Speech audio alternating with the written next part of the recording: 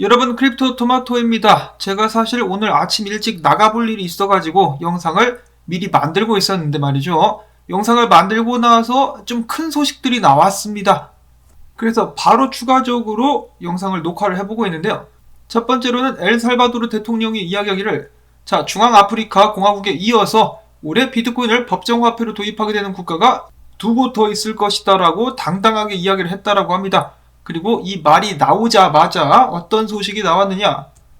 바로 파나마에서 공식적으로다가 비트코인의 법적 지위를 부여하는 법안을 통과시키고 비트코인에 대한 양도소득세를 면제하겠다라고 밝혔습니다. 물론 비트코인뿐만 아니라 다른 암호화폐들도 포함이 될 수 있을 것이라고 하는데요. 해당 법안은 만장일치로 통과가 되었습니다. 비트코인에게 법적 지위가 부여된다. 이것은 즉슨 비트코인이 파나마 내에서 법정 통화로 인정이 됐다라고 볼 수가 있는 것이죠. 그래서 굉장히 큰 뉴스라고 볼 수가 있겠는데, 이 파나마 관련된 뉴스는 아직까지 좀 조용합니다. 그렇기 때문에 100% 진위 여부가 밝혀질 때까지는 기다려 봐야 될 것 같지만은 굉장히 긍정적이라고 일단은 볼 수가 있겠습니다. 제가 이런저런 트위터들을 좀 기웃거려 봤는데 구라는 아닌 것 같습니다. 구라가 아닌 것 같아요. 정말인 것 같고요. 여기는 이 양반이 또 무슨 의원인 것 같은데 본인 트위터를 통해서 확인을 해주고 있죠. 그래서 진짜인 것 같다라고 말씀을 드려보면서, 다음으로 추가된 소식 중에 한 가지는 텔레그램이 앞으로는 애플리케이션을 통해서, 텔레그램 앱을 통해서 톤코인을 송금할 수 있게 될 것이며 비트코인 매매도 가능하게 될 것이라고 합니다. 그리고 또한 암호화폐를 상대방에게 문자 메시지를 보내는 것과 같이 편안하게 보낼 수 있게 될 것이라고 하는데요. 시간이 갈수록 암호화폐 활용이 쉬워지고 있습니다. 이 다음부터는 제가 앞서서 녹화를 했었던 방송 및 내용들이 방영이 되겠습니다. 감사합니다. 혼돈 속의 암호화폐 시장, 오늘도 관련된 소식들을 들고 인사를 드려보고 있는 크립토 마토입니다. 오늘 보시면은 달러 인덱스 지수 여전히 강세를 보여주고 있는 가운데 증시가 반등하고 있습니다. 보시면은 한때 떨어졌었다가 지금은 치솟고 있는 미국 증시, 이게 어찌된 일일까요? 미국 증시가 반등하자 한때 떨어질 것으로 많은 사람들이 예측했었던 비트코인 역시 반등하고 있습니다. 39,800달러, 다시 한번 40,000달러 위로 올라갈 수 있을 것인가? 이더리움 같은 경우 2,900달러 선에서 거래가 진행이 되고 있는 상황. 전체적으로 분위기가 좋죠. 좋은 가운데 오늘 미국 경기에 관련된 업데이트가 있었습니다. 1분기 GDP가 1.4% 감소했다라는 것인데요. 여기서는 예상을 깨고라고 이야기가 되고 있습니다. 증가할 것으로 예상을 했다라는 것인데 말이 안 되죠. 어떻게 증가할 수가 있겠습니까? 경기가 파탄이 났는데. 이런 흐름은 미국뿐만 아니라 전 세계적으로 확대가 될 것으로 예상이 되고 있고요. 그러면서 많은 사람들이 우려했었던 스태그플레이션이 현실화되지 않을까라고 한번 생각을 해봅니다. 그와 동시에 독일에서 이번에 인플레이션율 발표가 됐는데 7.8%, 꽤 높은 수치입니다. 1981년 이후에 가장 높은 수치를 기록하고 있는 독일의 인플레이션율. 법정화폐들이 다같이 나란히 손을 잡고 골로 가고 있는 모습들이 목격이 되고 있습니다. 최근 뉴스를 보신 분들은 아시겠지만은 일본 엔화도 좀 난리가 났죠. 그래가지고 이를 지켜보고 있었던 마이클 세일러, 만약에 당신이 일본에 사는 사람이라면은 비트코인을 통해서 수혜를 볼 수 있을 것이다 라고 이야기를 하고 있습니다. 나라들 하나 둘씩 전 세계 각지에서 통화 가치들이 하락하는 모습들이 보여지고 있습니다. 과연 원화는 어떨까요? 여러분들께서는 어떻게 생각하십니까? 원화는 언제까지나 안전할 수 있을까요? 그나마 그 중에서 가장 건강한 것은 달러라고 볼 수가 있겠는데, 다른 통화들에 비해서는 강세를 보여주고 있는 달러, 지금부터가 굉장히 중요한 시기가 될 것 같습니다. 이런 식으로 해가지고 만약에 계속해서 고점을 뚫고 올라가게 된다, 그럼 비트코인에게도 타격을 줄 수 있겠지만은, 만약에 저항 맞고 떨어지게 된다 그러면은 비트코인과 미국 증시에게 숨통을 틔워주게 되면서 상승 랠리를 좀 기대해 볼 수도 있을 것 같습니다. 일단 달러 인덱스 같은 경우 2003년 이후 최고치를 기록하기도 했다라는 소식이 나왔고요. 그 다음으로는 어제 제가 방송을 내보낸 후에 비트파이넥스로 대규모의 비트코인 입금이 있었습니다. 비트코인 2,400개, 그리고 3,000개가 비트파이넥스로 입금이 되었었는데, 그와 동시에 어제 나온 소식, 바로 미결제 약정 수치가 치솟고 있다라는 것인데요. 그만큼 조만간에 큰 변동성이 좀 나오게 되지 않을까라고 예상이 되고 있는 가운데, 지금 비트코인 상승은 숏 스퀴즈가 아닌가라고 한번 예상을 해봅니다. 부디 계속해서 숏을 밀어붙여가지고 치약 짜듯이 꽉꽉 조여가지고 비트코인 가격을 끌어올릴 수 있기를 바라봅니다. 자, 그 다음으로 핀란드 정부에서 1981개나 되는 비트코인을 압수를 한 적이 있는데요. 이것을 고스란히 우크라이나에 기부할 계획을 가지고 있다고 합니다. 만약에 그렇게 된다면 우크라이나 정부는 이 1981개의 비트코인을 그냥 시장에 던지게 될 것인가, 보유하게 될 것인가 주목이 됩니다. 다음으로 해서 전 세계에서 두 번째로 비트코인을 법정화폐로 도입한 중앙아프리카 공화국 대통령이 트윗을 통해서 다음과 같이 밝혔습니다. 수학은 우주의 언어이며 비트코인은 보편적인 화폐다. 아싸, 비트코인 가지자. 자, 물론 아싸라는 말은 하지 않았지만은 그래도 이러한 난세, 정말 사람들에게 필요한 훌륭한 지도자가 아닌가. 사실 누군지 잘 몰라요. 그렇지만은 비트코인을 열심히 지지하고 있는 지도자라고 볼 수가 있겠습니다. 자, 비트코인 동향 및 분석으로 넘어가기 전에 또 재미난 기사가 나와가지고 한번 퍼와봤습니다. 자, 이 황현희 씨라고 있죠. 개그맨으로 이제 유명하신 분인데, 자, 이 양반이 지난 2017년도부터 비트코인에 가치 투자를 하고 있다. 매달 적립식으로 6년째 비트코인을 사 모으고 있다라고 밝혔습니다. 그 물량이 꽤 어마어마할 것 같은데요. 황현희 씨는 지난 2017년 핀테크와 블록체인을 다룬 한 방송에 출연했다가 우연히 비트코인에 대해서 알게 되는데 출연료로 무려 비트코인 2개를 받았다라고 합니다. 이야, 부럽다. 자, 아무튼 이때 비트코인을 처음 접한 황현희 씨. 한번 비트코인을 써보면서 보유할 가치가 있다라고 판단을 해서 투자를 시작했다라고 합니다.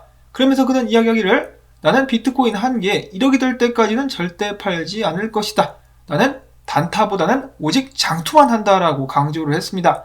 자, 비트코인 한 개 1억 되는 그날 하루빨리 찾아올 수 있기를 바라보면서 비트코인 동향 및 분석으로 넘어가 보도록 하겠습니다.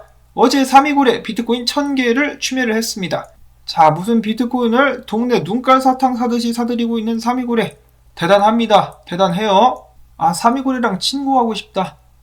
자, 그 다음으로는 크립토 쿼안트의 기구자 코인 시그널이가 이야기합니다. 대규모 기관 투자자들은 지금 현재 무대 뒤에서 조용하지만 적극적으로 암호화폐 시장에 참여를 하고 있다. 지표 중에 자금 흐름 비율이라는 것이 있는데 이는 거래소로 입출금되는 비트코인을 전체 온체인 거래량으로 나눈 것인데 이 값이 최저값을 기록을 하고 있다. 이는 바로 99%의 비트코인 거래량이 거래소 밖에서 이체되고 있음을 의미한다. 한마디로 이야기해서 기관 투자자들이 지금 장외 거래로 비트코인을 매집 중일 가능성이 있다라고 이야기를 했습니다. 얍삽한 기관 투자자들, 비트코인 가격 내려놓고 매집을 들어가는데 시세에 영향을 주지 않기 위해서 장외에서 야금야금 비트코인을 처묵처묵하고 있다라는 것이죠. 자, 과연 비트코인 다시 한번 도약하게 될 수 있을 것인가? 이에서는 암호화폐 온체인 분석 플랫폼 메테리얼 인디케이터가 이야기하기를 비트코인은 사실 양방향으로 갈 수 있다. 전설의 그 분석도 나왔죠. 오를 수도 있고 내릴 수도 있다. 근데 중요한 기점이 있는데 38,000달러, 비트코인이 38,000달러를 지켜준다. 그러면은 올라가게 될 것이고 38,000달러가 깨진다. 그러면은 하락하게 될 것이다 라고 이야기를 했습니다. 이어서는 마이클 반데 포페 분석가 이야기하기를 최근 비트코인 움직임이 재작년에 전염병 사태 때 떡락했을 때와 이제 굉장히 유사하다. 그 후에 떡락하고 나서 강세장이 본격화되면서 신고점 랠리가 펼쳐졌었는데 이번에도 그렇게 상승하려면은 조건이 한 가지가 있는데 바로 미국 달러가 약세를 맞이해야 된다라고 이야기를 했습니다. 그렇게 됐을 경우 비트코인은 올라갈 수 있다라는 것이죠. 자, 달러가 하루빨리 자빠질 수 있기를 바라봐야 될 것 같은데 마이클 반데 포페 분석가는 추가적으로다가 또 덧붙이기를 자, 비트코인이 43,000달러까지 올라가기 위해서는 이 박스권을 뚫고 올라가야 된다. 보시면은 4만 달러 구간인데요. 4만 달러 구간 위로 올라가가지고 버텨주면은 43,000달러까지 길이 열릴 수 있다라고 이야기를 했습니다. 자, 비트코인 힘을 내주면서 4만 달러 위에서 다시 한번 안착 가능할 것인가? 다음으로는 저도 얼마 전에 공유했었던 크레더블 크립토의 분석입니다. 그는 연말까지 비트코인이 계속해서 오를 수 있을 것이다 라고 이야기했는데요. 2023년 정도 해가지고 10만 달러, 앞에서 황현희 씨가 이야기했었던 1억 원까지 가게 될 것인데 그때를 위해서 마지막 조정 단계에 와 있는 것이며 지금 현재 세력들이 개미털기를 진행하고 있다는 말을 덧붙이기도 했었습니다. 자, 과연 그런 것일까요? 개미들이 털려나가고 있는 가운데 비트코인 출금이 늘어나고 있으며 장외 거래를 통해서 기관들이 비트코인을 매집한다라는 소식들이 나오고 있는 상황. 근데 또 마냥 긍정적으로 생각하기에는 거시 경제적인 부분, 그리고 인플레이션과 연준의 추가적인 금리 인상이 우려가 되는 상황. 이어서 추가적인 분석들 보도록 하겠습니다. 프로핏 블루라는 분석가 같은 경우는 비트코인이 이런 식으로다가 사람들 겁을 한번 준 뒤에 오르게 될 것이다 라고 이야기를 했는데 지금 그렇게 되고 있습니다. 여기까지 떨어졌었다가 반등을 해주고 있는데요. 자, 과연 반등이 지속될 수 있을 것인가가 문제다 라고 생각을 해볼 수가 있겠습니다. 자, 그 다음에는 렉트 캐피탈 분석가가 이야기해주기를 지금 지지선에서 잘 견뎌주고 있다라는 것이죠. 그러면서 저점은 여전히 높아지고 있는 상황입니다.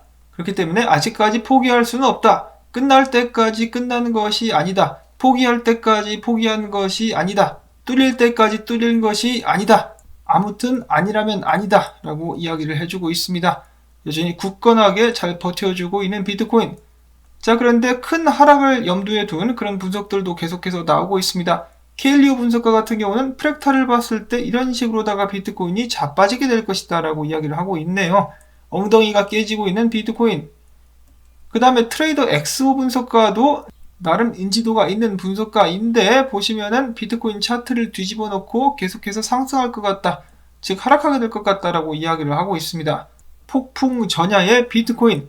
만약에 미국 증시도 그렇고 다음 주에 있을 금리 인상에 대해서 이미 가격적인 면에서 선반영이 된 것이라면은 지금부터 상승해도 전혀 이상하지 않을 것이고 그렇지 않다라면은 더 떨어질 수 있을 것인데 앞에 봤었던 분석 이 38,000달러 그리고 주봉 차트 계속해서 지켜보도록 하겠습니다. 이어서는 기타 소식들로 넘어갑니다. 비트코인이 하락세를 보이고 있을 지연정 암호화폐의 주류화는 계속된다. 부동산 대기업인 제임스타운 디지털 커런시 그룹의 파트너사이기도 하다라고 하는데요. 암호화폐로 임대료를 받는다라는 소식이 나왔습니다.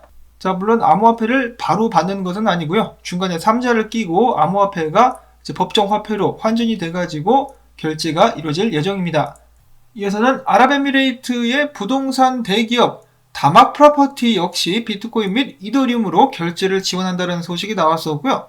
얘네들 같은 경우는 암호화폐를 바로 받는지 환전하는지는 밝혀지지 않았습니다. 이어서는 아시아권의 억만장자들이 메타버스 시장으로 뛰어든다는 소식들이 나왔었는데요.